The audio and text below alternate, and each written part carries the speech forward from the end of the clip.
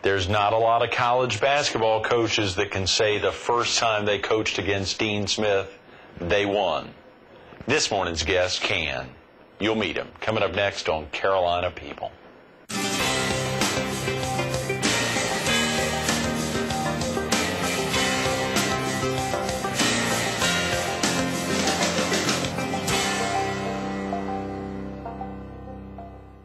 Good morning. Welcome to Carolina People. This morning we're at Advanced Audiology and Hearing Aid Center off of Highway 17 at 6th Avenue South in North Myrtle Beach, right across from the main U.S. Post Office. We're focused on the upcoming season of Coastal Carolina University men's basketball. And we're visiting with its head coach, Coach Cliff Ellis. Good morning. It's a pleasure being with you. Coach Where the pancakes? Where the pancakes? I know, 7 a.m. It is a little early. Thank you for getting up early to get in here. I love that green shirt. That's good looking. Well, it'll go with a lime that we'll squeeze over these pancakes a little Listen bit. up. You're getting hungry already? We're going to have to stop the show. Guys, let's see. We got to roll out of here early on. You passed an IHOP on the way up here, didn't you? I hear you. Yeah. That's right. You'll be heading and back a Waffle there. House. And a Waffle House. And there's a Denny's across the street. They've got it all in Myrtle Beach, I can tell you, in North Myrtle Beach and the Grand Strand, so to speak. It's Absolutely. It's a tremendous area. Thank you so much for coming in pleasure. Early. And, of course, the excitement here, coming in early is not what is applicable as it relates to you coming in as a coach. You're coming a little late in the game. Did take the job late in July. Unusual time for a coach to come in because basically the recruiting process has been done, and, right. and what you try to focus in school fixing to start when you're in July, of course it has started now, but you really focus in on the players, making sure that they stay happy, they transition, they're wanting to understand who this new coach is, right. and a lot of questions to be asked, so you jump right into this basketball team, and I've enjoyed meeting this team and players. It's been an enjoyable experience for me. They all have stayed, and we're looking forward to this season, but recruiting, you're somewhat behind because you're just getting started for this upcoming year. Other schools have kind of been ahead of you, but we've really made up some great ground, and I mean, I'm just excited about this basketball team, the players that are here, that we have caught up in recruiting, and I look forward to the experience at Coastal. Having only been here a couple months, did that give you an opportunity to try to get in touch with Coach Peterson a little bit to talk about some of the players, why he picked certain ones or really worked hard on recruiting some? Buzz and I have been friends for some time. When I coached at Clemson, right. He was a player at North Carolina, and right. I had respect for him there. I tried to recruit him. And at the same time, he coached at the University of Tennessee while I coached at Auburn, so we were in the same conference, so we've known each other. And he's a fine man, fine basketball coach, and we did have a chance to visit, and he did share with me his thoughts about this particular team, the players and the personnel, and gave me some good insight. I think I saw and read about you had retired there at Auburn in the early part of this century and had a little time off to reflect back on coaching. Missed it, did television work for a couple of years and missed it tremendously. I really missed the game. And when the opportunity came at Coastal and started talking about it, having coached at Clemson, I was familiar. There's a lot of Clemson fans in this area. Oh yeah, And I spent time in Myrtle Beach, and there's some not only great Clemson people here, but fans of other schools. Oh, yeah, just sure. a tremendous following. People love the athletic end of it here.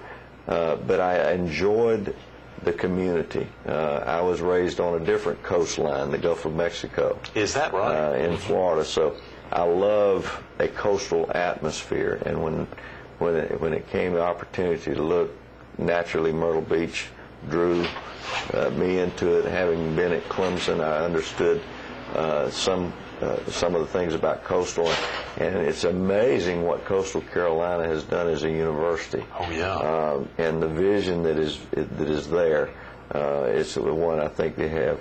First of all, a tremendous board of trustees. That's where your leadership comes from. And then President DeCenzo, I've enjoyed getting to know him. I think he's going to give the leadership for this university on the campus and with the staff and the coaches that's needed. And Sure. Athletic Director Warren Moose Kogel Right. has the background having played at Penn State and done a number of things administratively, and also as a coach. Great leadership. So those were things that intrigued me, and I jumped back into it. How exciting. And, of course, Absolutely. the opportunity to be in with other coaches. Just for viewers who may not understand how that works, do coaches oftentimes get together, even in other sports? For instance, would you all get together with Moose on a regular basis, or is that sporadic, or is it more one-on-one? Well, I tell you, the one person that I knew coming into this Coastal Carolina community and to the university was David Bennett, the football coach. Yeah, of course. He was a graduate assistant when I was coaching the basketball team at Clemson, so I remember him.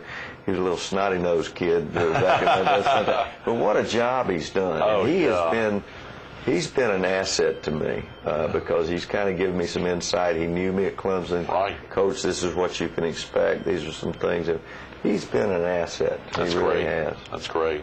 Did you play basketball growing up? You shared with us that you're not a Palmetto State native. You're from the... I did. I wasn't fortunate enough to be a player that I could go on and play at a high level, but I loved it. I played.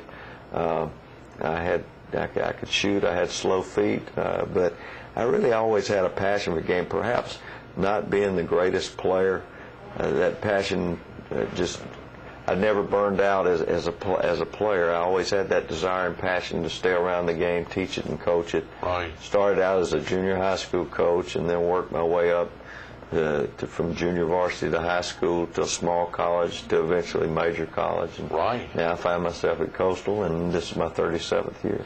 That 37th year, 37 not years. continuous, obviously, because of that Absolutely. little gap, but Absolutely. it had been So continuous. don't start still. adding up the years. That's right. Figure it out real quick. We're not going to put you on. We're thinking about pancakes now, that's not about good. age. That's right. Have You're me getting some hungry. bacon over here. Yeah, a little bacon too. That's right. We are in the Palmetto State.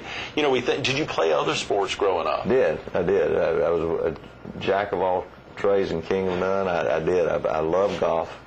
I was probably baseball was perhaps my favorite sport as a young kid. In those days, Little League Baseball was probably your first time to compete athletically in anything. Right. And learn to compete. And I loved baseball, but I played just about every sport. Baseball and golf would have been my favorite outside of basketball. Is that right? Absolutely. Yeah. I got to say, you mentioned jack of all trades, king of none. We're not going to spend much time talking about you as an author, as a singer, as a gourmet cook, and as an ostrich farmer, but there's got to be that in you as a jack of all trades. I don't know where I saw that, but I had to write those things down. Of course, so many folks are fascinated when they think about coaches, about who are some of their mentors. Are there folks that really stood out in your mind growing up that really made a difference for you and made you want to think about coaching as a career? Well, there was. First of all, the coach that really taught me as a young kid was a big influence in my life, Philip Roundtree from my hometown of Chipley, Florida. He taught me to swim. He taught me how to play baseball, basketball, all those things. Really? But also, as I got into coaching, Hugh Durham, who was the basketball coach at Florida State University at the time, went on and had a great career. He's now retired. He meant a lot to me. I learned a lot from him. Mm-hmm. John Wooden, I was able to spend time with him. Mm-hmm. Denny Crum, who coached with John Wooden. Right. Jimmy Earle, who was the basketball coach at Middle Tennessee State University when I was in graduate school. Those are the guys that I really would sit down and talk with and find out what made them click. Right. And then I wanted to be myself, and I wanted to know how they did it. So, coaches, we all learn from other people. So I took what each one of them did, and I thought that they did the best. Mm-hmm. And then I put it into my personality, and it's like these pancakes. Yeah, we are getting hungry. Viewers are going to wonder, they're tuning in right now, where are the pancakes? Where are the pancakes? What, was there a common theme that went with all five of those men that you talked about? Absolutely. Some of the others? Well, what are a couple of those themes? Up-tempo basketball. And this was you got to keep in mind, I started coaching in the late 60s, early 70s. Right. And I felt that an up-tempo game was what was needed from a spectator standpoint, that players enjoyed playing this game, fans enjoyed watching this style game, so I wanted an up-tempo type game. Are there offensively and defensively. Yeah, are there folks that can win without an up-tempo? Absolutely. I mean, who are some superstars that don't have Princeton. up-tempo? Yeah. Princeton's the best example. Right. They do a great job of slowing the tempo down and being able to win, and Right. cut the possessions down, and they've been successful with it. Yeah. I grew up in Durham, and of course, for many years attending games. Where's that? Yeah, I'm sorry, that's right. The little. I played too many games yeah, there. I'm sure you did, and I was sitting. My record there is not really That's good. right. Unfortunately, I was sitting right across from you because so many of we were sitting in this 13th section, the 6th row, always in the same seats forever, and it's across from the opposing bench. So you won it through the tennis ball. Well, that may have been my dad, but it's he's a big guy, so he would have stood out. Playing there at Cameron, of course, being there, but seeing a coach when Coach K arrived in Durham in, I think, 1980 or 81, to think about what's happened over a almost 30-year career for him in that same town. And for you, the experiences have been with a Division I opportunity, I think started at North Alabama or in University of South Alabama. I actually started at Cumberland College. Okay. I was 26 at the time. I went to Cumberland College, and then I went to the University of South Alabama at age 29. That was a Division I program. And you bring up a thought here. I was the youngest Division I coach at the time, along with one other person. Mike Krzyzewski. Coach K? Wow. He was at Army. At West Point. Okay. Yeah. So he was at Army. I was at the University of South Alabama. So we started our careers at the same time. Right. And we actually played the following year, University of South Alabama against Army. So the two youngest head coaches competed against each other.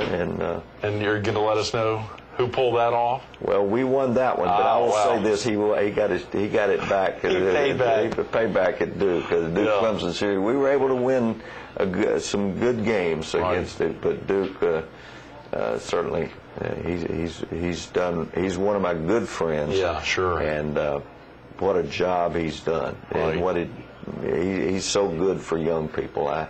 I'm so glad that he's still with the game, because he has so much to give. Early this morning, when I wasn't thinking about pancakes, I asked our director, what are some good thoughts, since I'm not a basketball player, what are some good thoughts to talk to Coach Ellis about? And he said, well, that aspect about the locker room at halftime, both the flip side, whether you're losing or you're winning, and you're thinking about being a fly on the wall in Coach K's locker room when they're up or down. But what are some of the things that you're doing at halftime, let's say when you're winning? What are some of the ways you're talking to the players? Well, when you're winning, you don't want to be satisfied. You got into the locker room with a lead, and you got to it a certain way. And what you don't want to do is have it spoiled. So you want to make sure that they go back out on the floor the same way that they entered it to enter the game. Because the other team is going to try to find that way to come back on you. So you've done some things pretty well. So you want to just make sure that you're not satisfied as a basketball team. That's probably the biggest theme. A lot of adjustments and things that you saw the team do. How did it help you be successful? What did you do well to help this? Now, as they come back, what can you look for them to do to make changes themselves? Be ready for it. But main thing is don't be satisfied. Right, and obviously if you're losing, you're clearly not satisfied. Well, you can't be satisfied. At the same time, I don't think that you can bring the team down to a point where they go out of the locker room. They're already, instead of their chest sticking out, they're already... they're not feeling good. They're not feeling good about themselves necessarily. But you want to focus in on getting them up. These are things you can do. You talk about if you're down 6 or 8. You don't talk in terms of 6 and 8. You talk about, well, we're down 3 possessions, and we can get this back. But these are things that we have to do, and you make the adjustments that you need to make based on what that team did to get them the lead. And so you try to focus on the fact of what you didn't do, at the same time try to be positive, unless they just absolutely let down on you, where they just weren't trying. But if they were given the effort, then you focus on staying positive, and you want to be as positive as you can. That's just my philosophy.